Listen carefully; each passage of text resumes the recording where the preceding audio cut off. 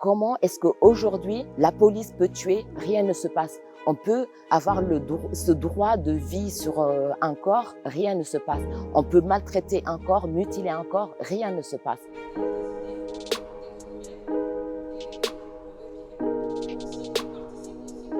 Lamine, c'était il y a 15 ans.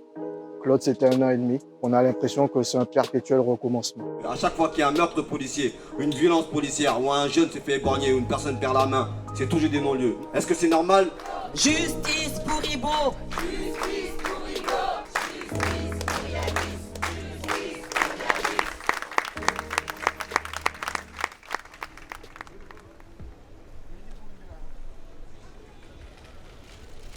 On est dans le 20e arrondissement, à quelques minutes du domicile familial. Lamine, c'était le dernier des garçons et l'avant-dernier des enfants. C'était quelqu'un de grand, beau, généreux et désolé, dont le sourire, le son du rire pouvait résonner dans tout le quartier. Donc il avait un rire très communicatif et les gens justement le repéraient par rapport au son de son rire. Lamine a été tué dans la nuit du 16 au 17 juin. Il a subi une clé d'étranglement et un plaquage ventral. Il y avait 4 à 5 policiers qui étaient en appui sur lui. Certains étaient en appui au niveau de son bassin, au niveau de l'omoplate, en appui aussi au niveau de la tête, les jambes repliées sur le fessier. Il est décédé sous leur poids, étouffé sous leur poids.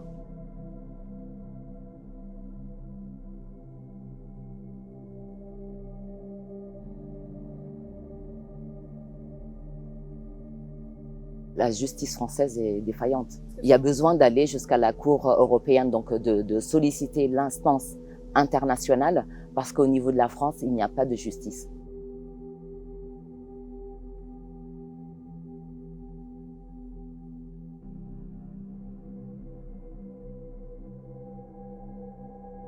L'enjeu pour nous, c'était de pouvoir rétablir la vérité. Parce qu'il faut savoir que dès qu'on est victime de crimes ou de violences policières, c'est tout de suite la criminalisation de la victime. C'était une victoire historique parce qu'on a pu, malgré tous ces mensonges, rester déterminé et aller jusqu'à cette Cour européenne. Donc s'il y avait une instance encore plus haute, on serait allé.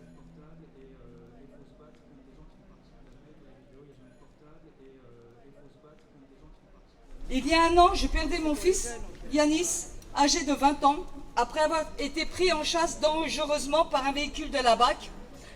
Le 3 juin 2021, mon fils nous a quittés des suites de ses blessures après 49 jours de coma. Je remercie Fatou et Ramata et tous les autres membres et soutiens d'apporter cette dynamique et ce soutien si précieux dans le réseau. Le collectif Vivolé, c'est un collectif qui a été fondé par Ramata Dieng, ma grande sœur.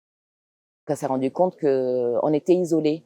La création de Vivolé, c'était aussi de pouvoir briser cet isolement, que les familles et les victimes blessées puissent être en lien, puissent échanger entre elles, qu'elles puissent s'organiser aussi entre elles. Mais le 4 juin, c'est La mère de Yanis avait vraiment besoin de se sentir rassurée. Elle pensait être seule et que personne l'entendait et personne ne la comprenait. Et je pense qu'en rencontrant Ramata et Fatou, il y a eu aussi cette force qui a été insufflée chez chacun de nous. Et on peut le revoir chez tous les membres du réseau, une force, un dynamisme qui nous anime. Et je pense que Ramata et Fatou en sont les grandes responsables. Au début, c'est des premières familles des victimes qui sont venues à Rennes dans la première marche de Babacar que j'ai organisée à Rennes, qui me soutenaient, qui me donnaient un exemple pour que je me bats.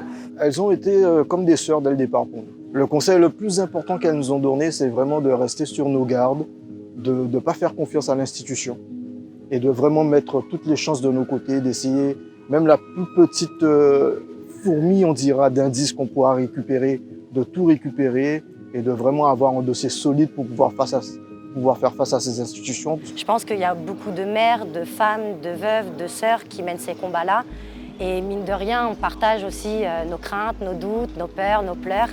Et Fatou, elle accueille ça chez toutes les familles de victimes. Elle rassure, elle encourage, elle soutient. Et je pense que ça, c'est vraiment, vraiment, vraiment très important pour chacun de nous.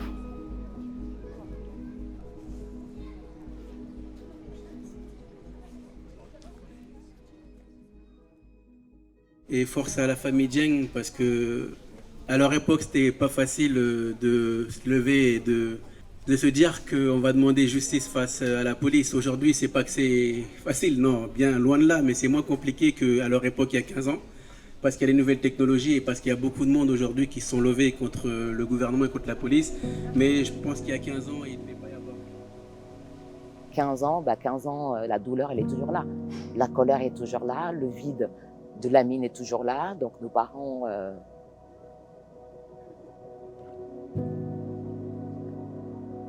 15 ans, nos parents pleurent toujours comme là. Là, 15 ans, je ne peux pas parler de Lamine sans verser une larme, parce que c'est des souvenirs qui remontent, c'est la colère, l'injustice. Donc, de savoir que notre frère a été tué comme ça, gratuitement, comme d'autres. Hein. Et ces temps-ci, c'est que les parents qui enterrent leur enfant.